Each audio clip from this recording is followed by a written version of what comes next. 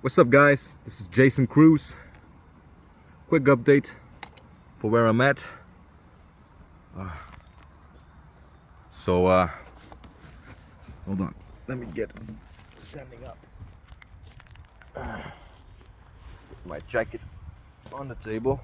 Let it fly away. Just like having a cool down. You don't want to get too sweaty on the bike. I just stopped here at the picnic stop. I'm just gonna throw quickly something away in the trash. Just sniff my nose. Good. What I wanted to talk about is like, you see how good I packed I am? I didn't come with nothing.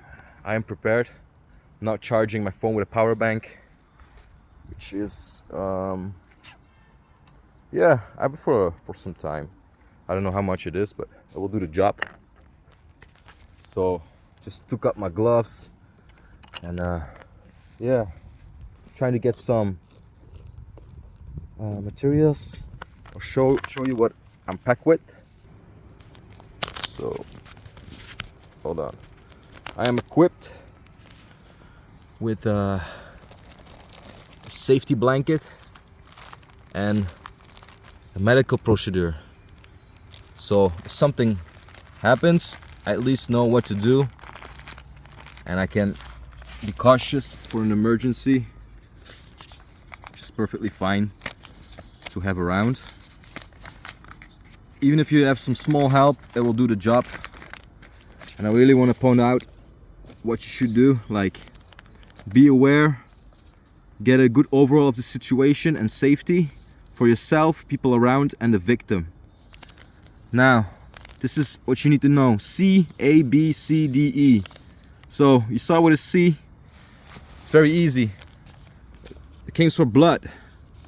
If the blood of your victim is very heavy, you should stop it and like get a tourniquet or something to bind it off. You make sure he's unconscious.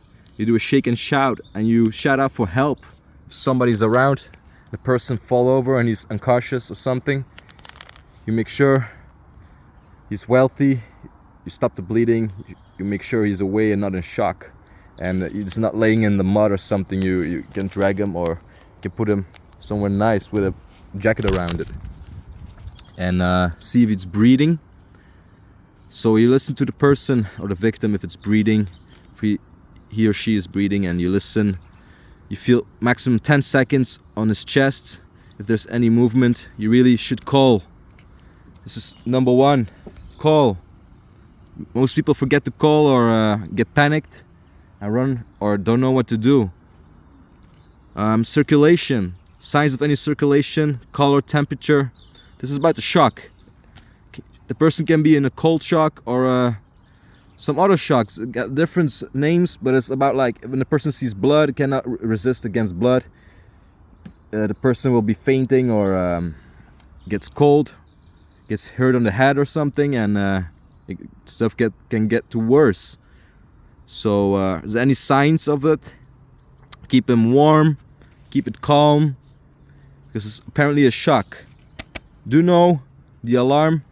If you call it, they can help you and they know what to do. You just give your information, what you're seeing and what you should do, and how the person or the victim is looking like, what happened, most likely.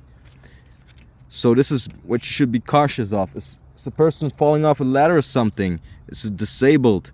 You shouldn't move it. You can put him in some position on its side with a hand at his own face and put it at the side like some fetus holding or a baby holding. Let's say this is a person. You should put his hand on his own cheek, make him roll to the side and the knees tipping over so he's stable and don't fall over and he can breathe. You should always proceed like a jaw thrust around his neck and press down on his cheeks so he can breathe if there's any obstructions. And exposure, so you make sure there are any any injuries over his body from head to toe. Still, if there's no need or any need, you should call. And the environment, like, is there anything happened in the environment, you know? Is there Is he falling in the forest, on a brick, in the house? You should know. And there's also like something else, but that's different. It's military. That's why I get like my own military bag and safety precautions to help any other people around me.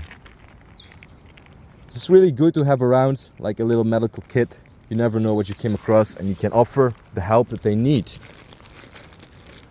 Do know you should wear gloves or anything else to make a procedure.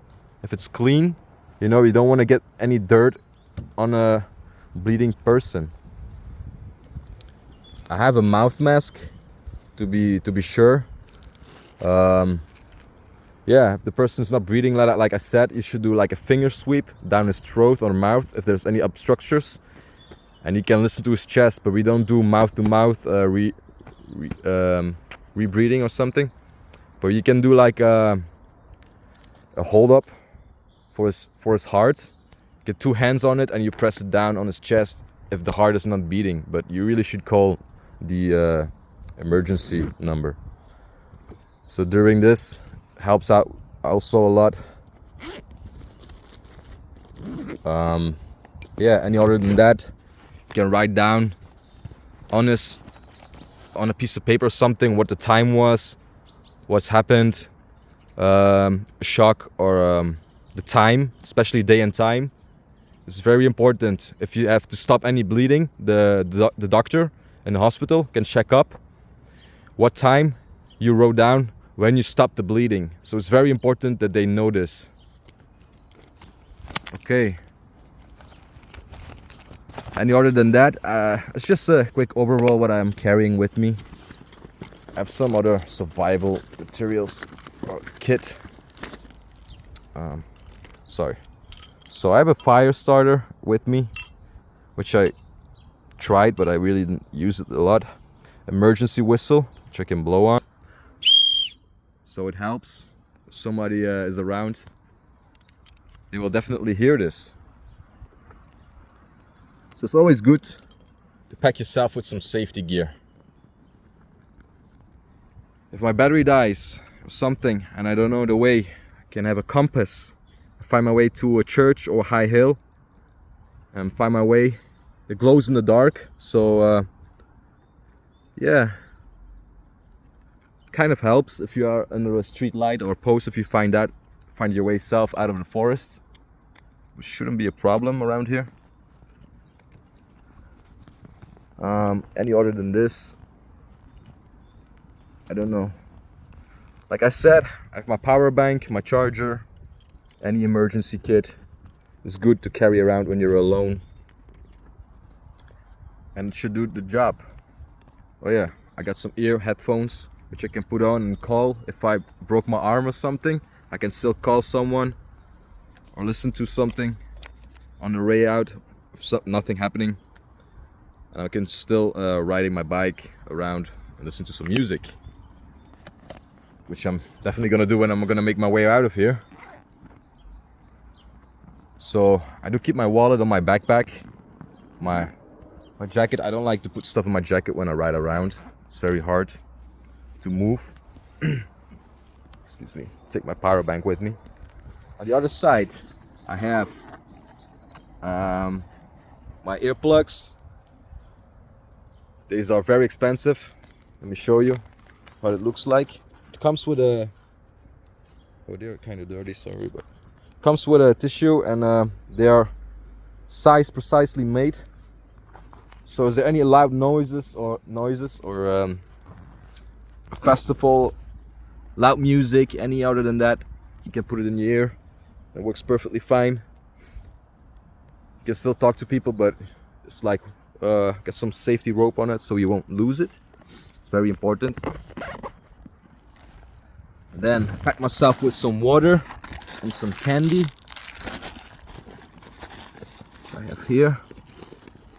I'm gonna try out to get my water. Yeah. I brought some old bread for some animals like birds or sheep. I was about to throw away. Feed it to the animals if they like it. Let's see what's in the first way. Oh yeah. The creepy old book that I found. I don't know. I'll show you. This is the book that I just found randomly. But any other than that, it's very important to keep your stuff with you. And you know, feel good. Do know that nature brings peaceful things in mind. See where I'm at. This is a map which you can find in the most places in the nature, in forest land. So we are close to the Netherlands, but I'm in Belgium. As you can see, we are close to the cat forest, I think. Painven Park, bridges. So I most likely like to found the bicycle around. I did saw a lot of people with dogs, excuse me, and hike around. Oh, here's a bridge. Military domain. So be cautious that there is some military domain. And yeah, seems like a cool map. I don't know where it's pointing out where I'm at right now, but which is fine. I just made it over here to a fence into the forest, and I'm gonna see if this is the wooden shack or the cabin in the woods, what I found. But there's some bunch of sheeps around, and I don't own this field, so I'm not gonna cross that. But there are like a lot of phone numbers or something you wanna say. It's always nice to come around here. So yeah, hope and I can help you out with some information. Like I said, I'm ex-military, first soldier. I've been trained in the land and air force, so I do know my way around. And let's see what we can come across in these fields of forest land. Yeah, adventurous, why not?